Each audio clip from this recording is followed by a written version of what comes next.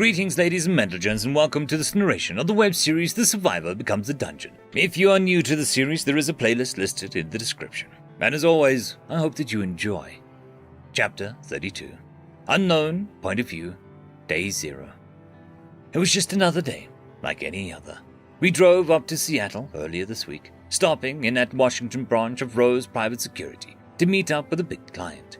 My folks are off meeting with a client on the other side of town, whereas I've got the day off. As lovely as our hotel is, I decided to stretch my feet and walk around the downtown area before ending up in a small little cafe. Ducking inside, I'm greeted by a refreshing warmth that is in great contrast to the damned northern cold. The cafe is relatively quiet, and with a healthy blend of people, business people, students, the elderly, and tourists like myself. It wasn't long before I was sipping some Seattle blend black tea, which was surprisingly good. Almost absently, I was scrolling through the various and nearly random articles on my smartphone, going through my specialized newsfeed. I had, of course, seen half of these articles before, but what was concerning was that more and more similar stories with reports of brutal killings all across the country, people having to get their skulls caved in to stop their rampages, and their bodies seemingly halfway rotted within hours despite how recent and often the events happened. Skeptics claimed that it was some sort of crazy hybrid of rabies and some necrosis. But true conspiracists could see the writing on the wall, and it was only a matter of time till something happened that pushed everything over the edge. Unfortunately, it was at that moment when almost everyone's phones started going off, the emergency broadcast program blaring out before the automated voice began to play out. This is a notice from the CDC in collaboration with the National Guard. Martial law is now in effect. Reported mandatory shelter in place for residents in Seattle due to hazardous materials release. Take self-protective actions immediately. 1. Go inside immediately and stay inside your house or building. 2. Bring pets indoors only if you can do so quickly. 3. Close all windows and doors. 4. Turn off air conditioners and heating system blowers. 5. Close fireplaces, dampeners. 6. Gather radios, flashlights, food, water, and medicines. 7. Call 911 only if you have a true emergency. You will be advised. The cafe had been deathly quiet as the message blared out. However, the uncertainty of this was all real suddenly shattered as gunfire sounded out in the streets, followed by screams and the sound of destruction that everyone only now realized had been going on for the last few minutes. Cars slammed into each other with a sickening crunching before erupting into billowing smoke and flames, the sounds muted by the thick glass between us and the outside. People were running in all directions when a figure lunged out from the back of the man that ran across in front of the window, tackling him into the ground with an inhuman growl. A spray of blood erupted from out of view as it spattered against the glass. In the disaster situation, when people are faced with matters of life and death, only 10% of people are able to react appropriately and be able to affect the situation positively. 20% of people panic and make decisions that only turn things for the worse, whereas the remaining 70% freeze in place of tragedy and are unable to move from the shock. All it took was for one person in the cafe to shove another, throwing them to the ground as they made for the door to try and leave. It was a large guy, maybe in his early 20s, barreling through the door, which launched the rest of the patrons into a frenzy. A brawl breaks out between a businessman and a construction worker as they trip over themselves, while the barista watches helplessly. I can already see that crap is hitting the fan, and it's only going to get worse if I stick around here. I reach for my knife and sidearm, only to realize that I had left them back at the hotel like a moron. Instead of pushing for the main entrance, I decide to slip out the back, stepping past the barista and heading into the back of the cafe. I spotted a giant wooden spoon stained from coffee and snatched it up, making my way out the back door. I looked left and right, trying to figure out which way I should go to make my way back to the hotel safely. I pressed my back against the brick of the wall before sliding my phone out of my pocket as I quickly fire off a text to my folks. We had a contingency to meet outside the town if anything were to happen, and to not meet up under any circumstances if we started in separate places. This way, we could focus on our survival without compromising each other. Still alive, on way to hotel. I rapidly texted before jumping with surprise, hearing the disguised crunch of metal against brick as the way to the left is blocked off. My decision was made for me. Turning to look at the crumpled vehicle, the driver had been still alive, though not anymore, as 3 of those things had swarmed the car, ripping the broken metal apart and rending the poor bastard to pieces.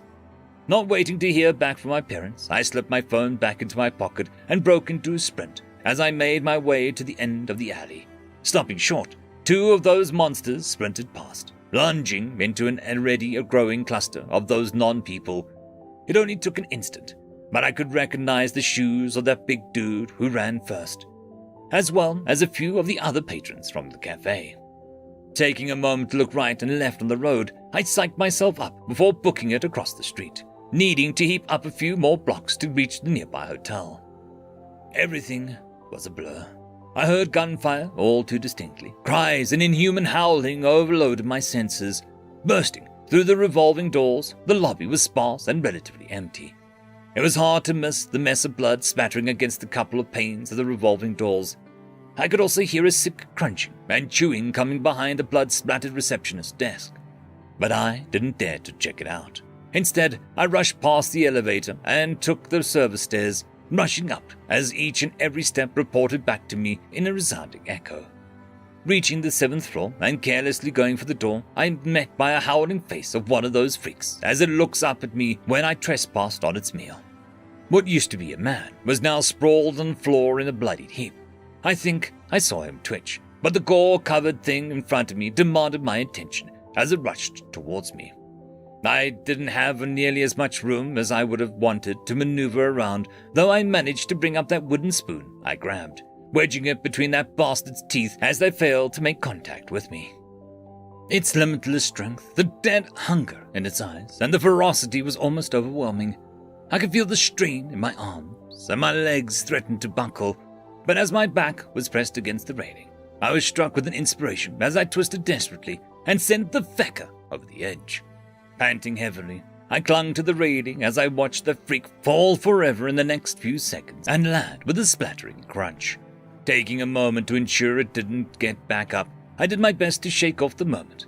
I steadied myself before pushing through the door and looking down the hallway. It was quiet and empty, as if the world wasn't ending. If only there wasn't a fresh, still bleeding corpse to shatter the illusion as I rushed down the hall. My footsteps were dull and thudding against the carpet when I finally reached my hotel room door. My hands were so damn jittery while I fumbled for my wallet and retrieved my keycard, unlocking the door, slipping inside, and shutting the door behind myself with a heavy click.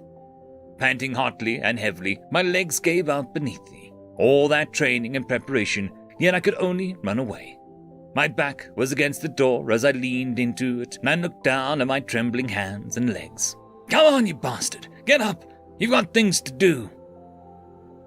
But Maury point of view.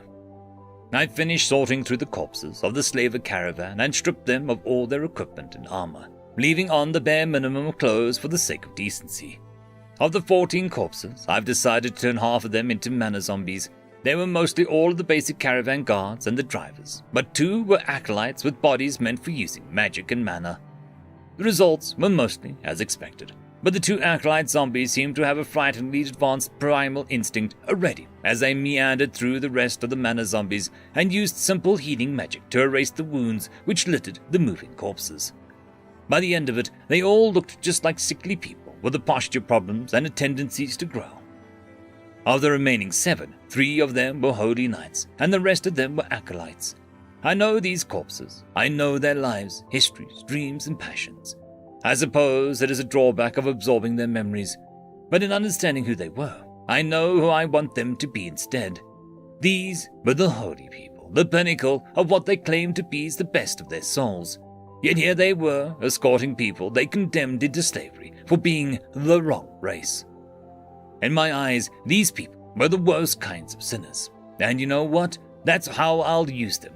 And these will be my 7 deadly sinners. Laying them out side by side, I look among the men and women and call out the bodies as I pour into them a bare minimum of mana I can to make the change. Rise, my sinners, wake and serve me. I name you pride, greed, lust, envy, gluttony, wrath, and sloth. Stand and strike down the fouler evils of this world in my name. Even if I intended to use the bare minimum of mana to wake them, as I did with Dread, the sheer number of them ended up breaking one of my 2 condensed mana rings, but I still had 1 ring left, with many glittering in the center. My sinners all began to wake up, standing, one after the others, as their eyes glimmer with a faint green glow similar to Dread's eyes when he first woke. It was an odd sensation. I could feel their minds were fresh, new, and unique. None of the original souls were here now, and these beings were new to the world. After a few moments, they seemed to realize I'm watching and looked up to the ceiling in the direction of where my call would be, before they all dropped to their knees, as Pride is the first to speak. "Creator of W.R.E, we thank you for bringing us into this life. We exist to serve." I can feel pride swelling up in my symbolic heart. The overwhelming sense of unparalleled dedication towards me and effectively distracted me for more than a few moments until I managed to gather myself. "You are all weak now in your current forms. Head down to my mountain and find your commander, who goes by the name Dread, and study your bodies and find the muscle memory within you until you can master yourselves." The 7 sinners rise and salute by slamming their fists into their chest as Pride speaks for them once more. "As you will, Creator, we shall obey." With that, they file up and head out into the chill night air to begin their training. End of chapter. I would quickly like to thank the T5 channel members and Patreons: Casper Arnholtz, Cam Maxwell, Barky, Lord Azrekahl, It's Difficult to Pronounce, Dragzoon W.R.E, Holly's Sister, Arcadian. Thank you very much.